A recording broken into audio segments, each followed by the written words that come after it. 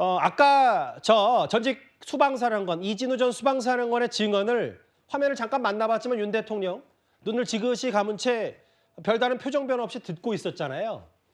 오늘 저 자리에서 윤석열 대통령도 이 정치인 체포 지시 진실 공방에 대해서 직접 한마디 했습니다. 들어보겠습니다.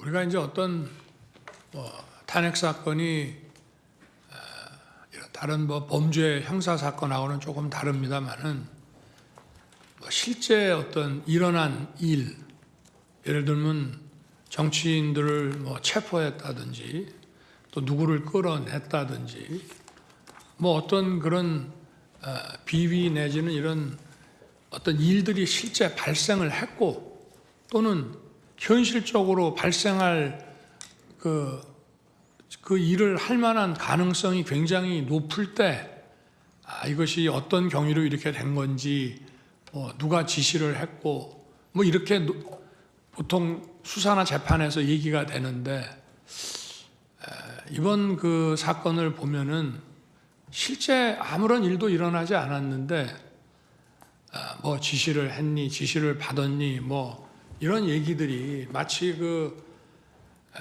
어떤 호수 위에 떠 있는 달그림자 같은 거를 쫓아가는 그런 느낌을 좀 많이 받았고요. 상식에 근거해서 본다면은 아마 이 사안의 실체가 어떤 건지 잘 알 수 있지 않겠나 하는 말씀을 드리고 싶습니다. 네, 이상입니다.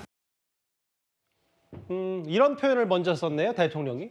국군 통수권자로서 훌륭한 장군들 진술에 본인이 말을 섞고 싶지 않지만 이라고 전제를 달면서도 일어나지 않은 일에 지시 경위를 물었다.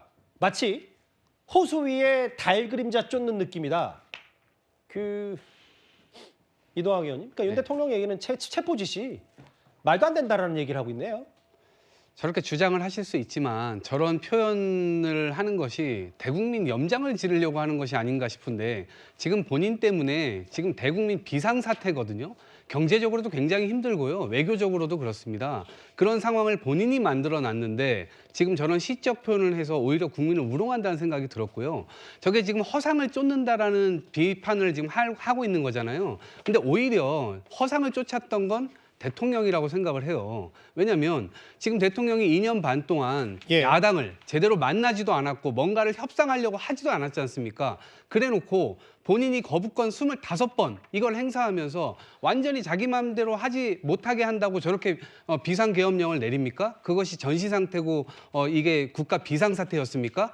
그것 자체가 지금 허상이었다는 겁니다. 그런데 본인이 쫓았던 그 허상에 얼마나 많은 국민들이 그걸 호응할 수 있겠습니까? 그렇지 않습니다. 그렇기 때문에 지금 본인이 따르고 있었던 그런 허상은 마치 맞는 허상이고 지금 다른 사람들이 본인에게 문제 제기를 하고 있는 이 부분에 대해서는 진짜 달그림자를 쫓는다라고 이야기를 할 수 있겠습니까? 저는요, 조사 과정이고 수사 과정이고 본인이 순수히 정말 법제도를 준수하면서 그렇게 응하려고 했었던 모습이라도 보여줬다면 저런 표현은 충분히 다 인정하겠습니다. 그런데 수사도 피하고 체포도 피하고 다 피해 다니면서 재판정에 나와서 저런 말을 한다? 정말 저런 얘기를 듣는 국민들은 정말 분이 정말 가시지 않을 것 같습니다. 그러니까 이제 격양돼서 여러 감정도 좀 섞어가면서 말씀하셨는데 일단 어떤 취지인지는 알겠는데 그러니까 대통령 얘기는 결국 겨우 과연 14명 가지고 어떻게 국회의원들 끌어내라 체포 지시가 가능한 얘기냐. 그러면서 이제 호수 위에 달 그림자. 그러니까 호수 위에 달 그림자, 달 그림자를 떠다니는데 그림자만 보고 쫓아가는 느낌. 그러니까 결국은 이현정님, 이 대통령이 탄핵 심판에 이제 3번째 나오면서 계속 하는 얘기는 2시간짜리 내란이 어딨냐. 우리는 경고성 계엄이고 평화적 계엄이다. 이런 취지. 오늘 또 마치 이진우 전 수방사령관이 계엄 지시, 체포 지시 받은 적이 없다고 했기 때문에 이런 걸 덧붙이는 것 같거든요. 그러니까 이제 호수 위에 달이 비치면 달이 일단 있잖아요. 달이 없으면 안 비칠 거 아니겠습니까? 자, 이 문제라고 보여집니다. 뭐냐면 지금 대통령이 주장하고 있는 것은 결과론만 놓고 이제 이야기를 하는 거죠. 자, 결과를 놓고 봤을 때 2시간에 끝났고 14명밖에 못 들어갔기 때문에 이거는 이루어지지 않았다고 이야기를 하지만 근데 그게 왜 그러면 처음부터 그러면 이 14명만 들여보낼 생각이었는지 그건 아니지 않습니까? 예를 들어 처음에는 많이 들어보려고 했지만 당시 국회 보좌관들이 저항을 했고 또 군인들도 의지가 약했습니다. 지금 선관위나 등등에 보면 군인들도 국회에 들어가 보니까 이거 지금 뭐지 하면서 군인들도 적극적으로 명령 수행을 하지 않았어요. 자, 그런 어떤 정황적 상황들이 있었기 때문에 그렇게 끝난 거거든요.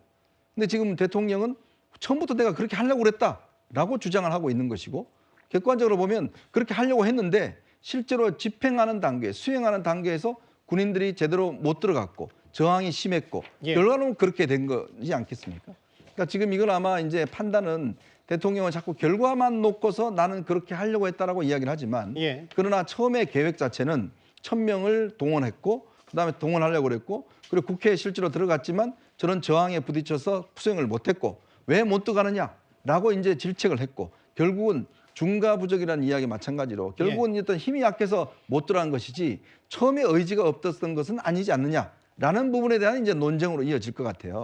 그렇기 때문에 아마 대통령의 지금의 진술은 결과로 놓고 보면 그렇게 됐다라고 하지만 아마 헌법재판소나 국회 측에서는 그게 아니라 원래 계획은 이거였는데 군과 그다음에 국회 측 저항 이런 것 때문에 포괄적으로 못한 상황인 거를 결과를 그렇게 이야기하면 안 된다는 쪽으로 아마 논쟁은 이어질 것 같습니다.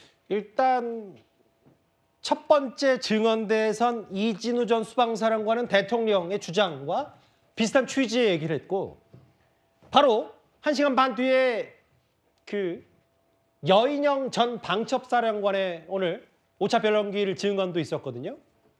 본인이 몇 번 얘기를 했어요.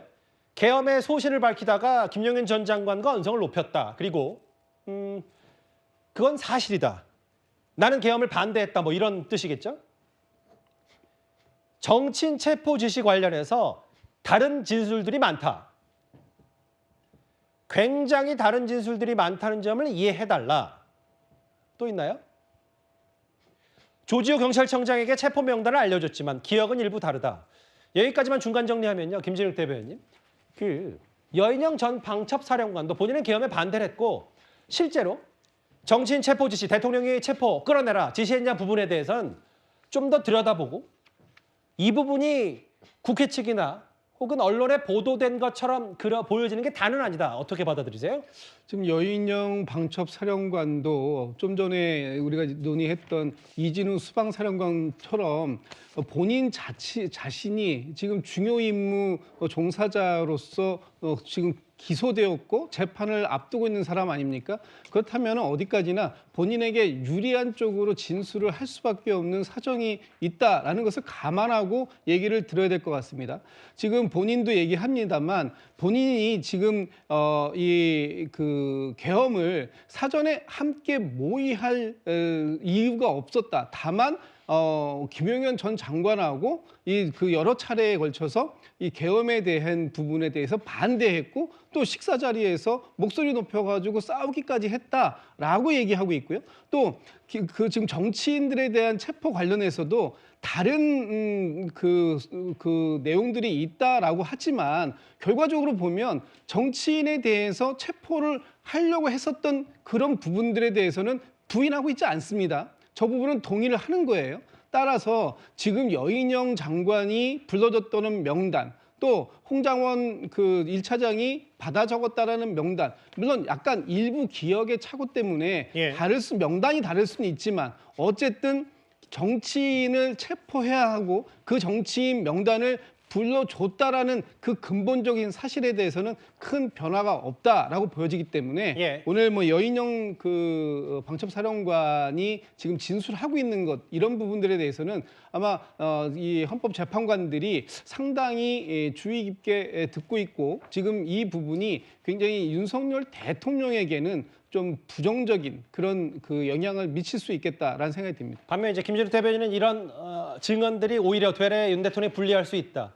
아니다. 뭐 전상훈 변호사 말씀은 이게 검찰 조사가 그 사람들이 혹은 본인 재판이 형사 재판에서 뭐라고 했던 탄핵 심판 자리에서 직접적으로 대통령의 체포 지시를 받은 적이 없다는 취지의 얘기를 하기 때문에 대통령 파면 여부를 결정하는데 중대 변수가 되지 않을 수도 있다. 뭐 수갑포승줄 얘기도 했고요.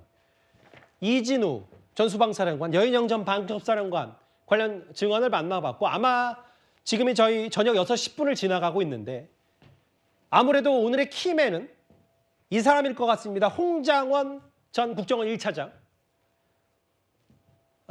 내란 국조특위에서도 대통령의 체포 지시가 있었다라고 본인 주장을 했기 때문에 아마 내일쯤이면 저희 뉴스타편에서 홍장원 전 국정원 1차장의 증언과 함께 관련 얘기를 좀 짚어볼 수 있을 것 같습니다.